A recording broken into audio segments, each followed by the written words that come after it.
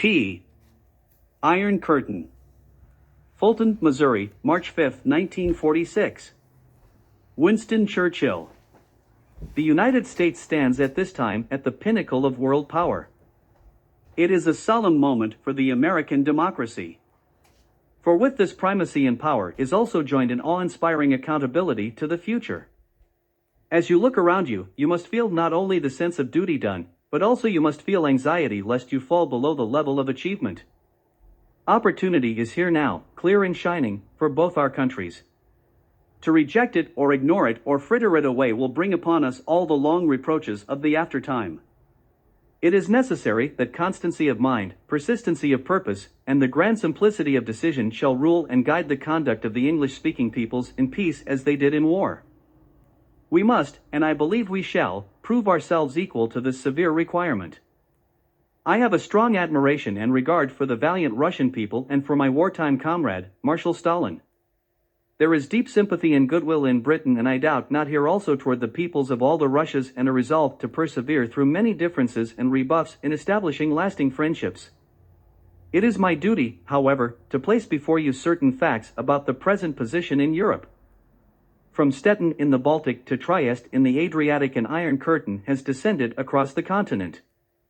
Behind that line lie all the capitals of the ancient states of Central and Eastern Europe. Warsaw, Berlin, Prague, Vienna, Budapest, Belgrade, Bucharest and Sofia, all these famous cities and the populations around them lie in what I must call the Soviet sphere, and all are subject, in one form or another, not only to Soviet influence but to a very high and in some cases increasing measure of control from Moscow. The safety of the world, ladies and gentlemen, requires a unity in Europe, from which no nation should be permanently outcast. It is from the quarrels of the strong parent races in Europe that the world wars we have witnessed, or which occurred in former times, have sprung. Twice the United States has had to send several millions of its young men across the Atlantic to fight the wars. But now we all can find any nation, wherever it may dwell, between dusk and dawn. Surely we should work with conscious purpose for a grand pacification of Europe within the structure of the United Nations and in accordance with our charter. In a great number of countries, far from the Russian frontiers and throughout the world, communist fifth columns are established and work in complete unity and absolute obedience to the directions they receive from the communist center.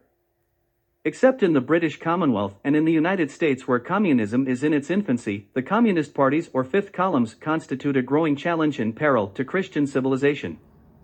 The outlook is also anxious in the Far East and especially in Manchuria.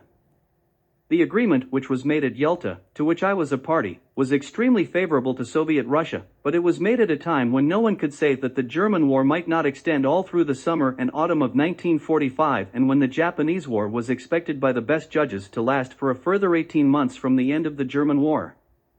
I repulse the idea that a new war is inevitable, still more that it is imminent. It is because I am sure that our fortunes are still in our own hands and that we hold the power to save the future, that I feel the duty to speak out now that I have the occasion and the opportunity to do so. I do not believe that Soviet Russia desires war. What they desire is the fruits of war and the indefinite expansion of their power and doctrines.